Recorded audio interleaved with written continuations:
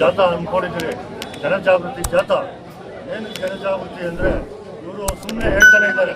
ಈಗ 6 ತಿಂಗಳಿಂದ 2,000 ಕೋಟಿ 3,000 ಕೋಟಿ 4,000 ಕೋಟಿ ಹೇಳ್ತಾನೆ ಇದ್ದಾರೆ. ಸರ್ ನಾವು ಸಿಂಪಲ್ ಕ್ವಶನ್, ನಾವು ನಿಮ್ಮ ಮೇಲೆ ಗಲಾಟೆ ಮಾಡೋಕ್ಕೆ ಬಂದಿಲ್ಲ, ನಾವು ನಿಮ್ಮನ್ನು ಬೈತಾ ಇಲ್ಲ, ನಾವು ನಿಮ್ಮ ವಿರೋಧಿಗಳಲ್ಲ. 8 ವರ್ಷದಿಂದ ನಿಮ್ಮ ವಿರೋಧ ಮಾಡ್ತಿದ್ದು ಇವತ್ತು ಯಾಕೆ ವಿರೋಧ ಮಾಡ್ತಾರೆ, ದಯವಿಟ್ಟು ಅರ್ಥ ಮಾಡ್ಕೊಳ್ರಿ. ನಾವು ಏನೋ ಒಂದು ಜಾಥಾ ಮಾಡಬೇಕಾದ್ರೆ ಅದಕ್ಕೆ ಇಷ್ಟು ಅಡ್ಡ ಮಾಡ್ತಾ ಇದ್ದೀರಿ. ಯಾಕೆ ಅಡ್ಡ ಮಾಡ್ತಾ ಇದ್ದೀರಿ? ಜನಕ್ಕೆ ನಾವು ಕೇಳ್ತಾ ಇರೋದು, ನಾವು ನಿಮ್ಮ ಹತ್ರ ಬಂದು ಕೇಳ್ಕೊತಾ ಇರೋದು ಸಿಂಪಲ್ಲು. ಸರ್ ಫ್ಲೈಓವರ್ ಎಲ್ಲಿ ಸ್ಟಾರ್ಟ್ ಆಗ್ತದೆ, ಎಲ್ಲಿ ಇಳಿತದೆ, ಮತ್ತು ಬ್ರಿಡ್ಜ್ ಎಷ್ಟು ಆಗ್ಲಾಗ್ತಾ ಇದೆ? 60-70 ವರ್ಷ ಆಗಿದೆಯಲ್ಲ ರೈಲ್ವೆ ಬ್ರಿಡ್ಜ್ ಕಟ್ಟಿ. ಆವತ್ತಿನ ಇದು ಕಾಲಘಟ್ಟಕ್ಕೆ ತಕ್ಕಂಗೆ, ಆವತ್ತು ಟ್ರಾಫಿಕ್ ತಕ್ಕಂಗೆ ರೈಲ್ವೆ ಬ್ರಿಡ್ಜ್ ಮಾಡಿದ್ರು. ಇವತ್ತು ಅದನ್ನು ಯಾವ ರೀತಿ ಅಗಲ ಮಾಡ್ತಾ ಇದ್ದೀವಿ. ಮತ್ತು ಎಲ್ಲಿ ಇವಾಗ ಆ ಕಡೆ ಹೊಸೂರು ರೋಡಿಂದ ಬರ್ತದೆ, ನಾವು ಕೋಲಾರ ರೋಡ್ಗೆ ಹೋಗ್ಬೇಕಾದ್ರೆ ಎಲ್ಲಿ ಹೋಗ್ಬೇಕು? ಕ್ಲಾರಿಫಿಕೇಶನ್ ಕೊಡ್ರಿ. ನಾವು ಅದನ್ನು ಕೇಳ್ತಾ ಇರೋದು. ನಾವು ನಿಮ್ಮ ಮೇಲೆ ಪ್ರತಿಭಟನೆ ಮಾಡಿ ನಾವೇನು ಕಿರೀಟಗಳು ಕೊಡು ಹೋದೇ ಇಲ್ಲ.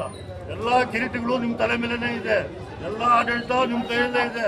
ರಾಜ್ಯ ಸರ್ಕಾರ ನಿಮ್ಮದು, MLA ನೀವು ಅತಿ ಶಕ್ತಿಶಾಲಿಯುವಂಥ ದೊಡ್ಡ MLA ನೀವು ಇಡೀ ನಮ್ಮ ಜಿಲ್ಲೆಯಲ್ಲಿ. ದಯವಿಟ್ಟು ನಮ್ಮ ಬಡ ಅಂದರೆ ಎಲ್ಲರೂ ಪಾಪ ಬಿಲ್ಡಿಂಗ್ಗಳು ಅಂದರೆ ಬಿಲ್ಡಿಂಗ್ ಅದಷ್ಟು ಅದೇ ಎದ್ದೊಳಲ್ಲ. ಒಂದು ಕ್ರೆಷರ್ ಅಂದರೆ ಅದಷ್ಟು ಅದೇ ಕ್ರೆಷರ್. ನೀವು ಅದನ್ನು ಸಾಲ ಮಾಡಿರ್ತೀರಿ, ಲೋನ್ ಇರ್ತದೆ, 1001 ಬಾಧೆ ಇರ್ತದೆ. ದಯವಿಟ್ಟು ಅರ್ಥ ಮಾಡಿರಿ, ದಯವಿಟ್ಟು ಅರ್ಥ ಮಾಡಿಕೊಂಡು ದಯವಿಟ್ಟು ಎಲ್ಲ ಸಾರ್ವಜನಿಕರು ನಮ್ಮನ್ನು ಕರೀರಿ, ನಾವು ಬರ್ತೀರಿ.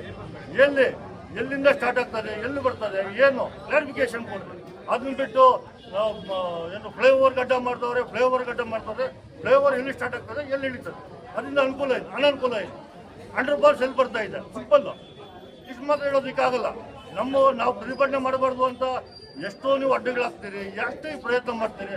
ಅದೇ ಪ್ರಯತ್ನ ಒಂದೇ ನಿಮಿಷ ಇವರೆಲ್ಲ ನಮ್ಮವರು, ನಮ್ಮಲ್ಲವರು, ನಮ್ಮ ಲೋಕಲ್ ಪಕ್ಕಾ ಲೋಕಲ್ ಇವರು ಅಂತ ಹೇಳ್ಬಿಟ್ಟು ಯೋಚನೆ ಮಾಡಿದ್ರೆ ಈ ಪ್ರಾಬ್ಲಮ್ ಯಾವಾಗೋ ಸಲ ಹೋಗ್ಬಿಡೋದು.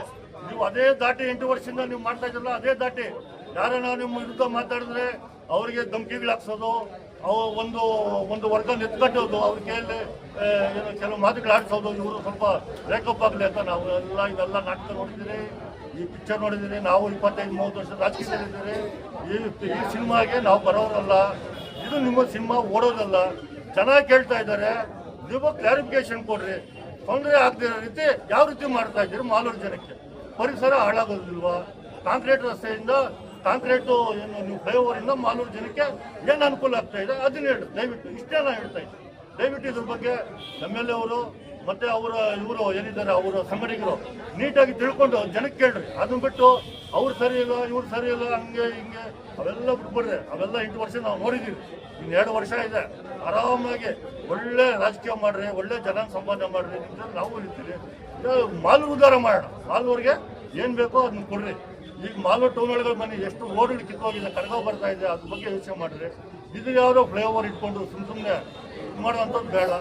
ಅದು ಬೇರೆ ಮಾತಾಡೋದು ಬೇಡ. ಮೊನ್ನೆ ಎಲ್ಲ ಮಾತಾಡಿದ್ದೀನಿ ಬೇಕಾದ್ರೆ. ದಯವಿಟ್ಟು